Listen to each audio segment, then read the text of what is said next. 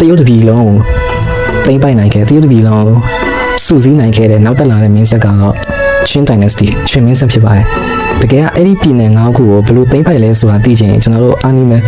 အဲ့ဒီမှာကျွန်တော် Kingdom ဆိုပြီးတော့ series လေးရှိတယ်အဲ့ series တကယ်တော်တော်မိုက်တယ်တော်တော်လေးကြည့်လို့ကောင်းတယ်အကယ် anime မကြည့်ဘူးတည်းရဲ့လူပါတယ်အဲ့လိုမျိုးရှေးခေတ်သမိုင်းကိုလည်းစဝင်စားတယ်စစ်ပွဲတွေချတာတွေအဲ့လိုနိုင်ငံသိမ်းတာတွေကိုကြိုက်တယ်ဆိုရင်အဲ့ဒီ anime လေးတစ်ချက်ကြည့်ပါတကယ်တော်တော်မိုက်ပါတယ် anime ကတော်တော်ကြီးလေးကြည့်လို့ကောင်းပါတယ် live ရှင်လည်းရှိပါတယ်ဒီ Kingdom ကိုပြန်ပြီးတော့ refine ရိုက်ထားတာပေါ့နော်ဒါပေမဲ့တော့မကြည့်ပါနဲ့စိတ်ကျင်သွားပါလိမ့်မယ်ကဲကျွန်တော်ဆက်သွားအောင်အဲ့ဒီခုနကနိုင်ငံ9နိုင်ငံကနေစပြီးတော့တရုတ်တပြည်လုံးကိုပထမဆုံးစတင်သိမ်းပိုက်နိုင်ခဲ့တဲ့မင်းဆက်ကတော့ Qin Dynasty ချင်းမင်းဆက်ပါအဲ့ဒီမင်းဆက်ခေတ်မှာတရုတ်စာကို standardize စံစနစ်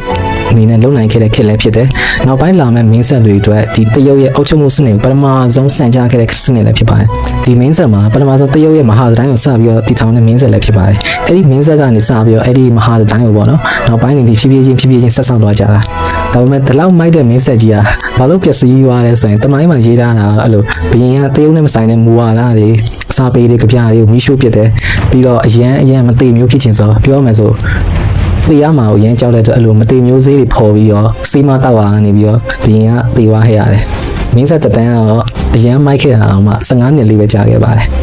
ဟုတ်ပြီနောက်မင်းဆက်တော့ဒီ Qin Dynasty ပြီးဆုံးသွားပြီးတော့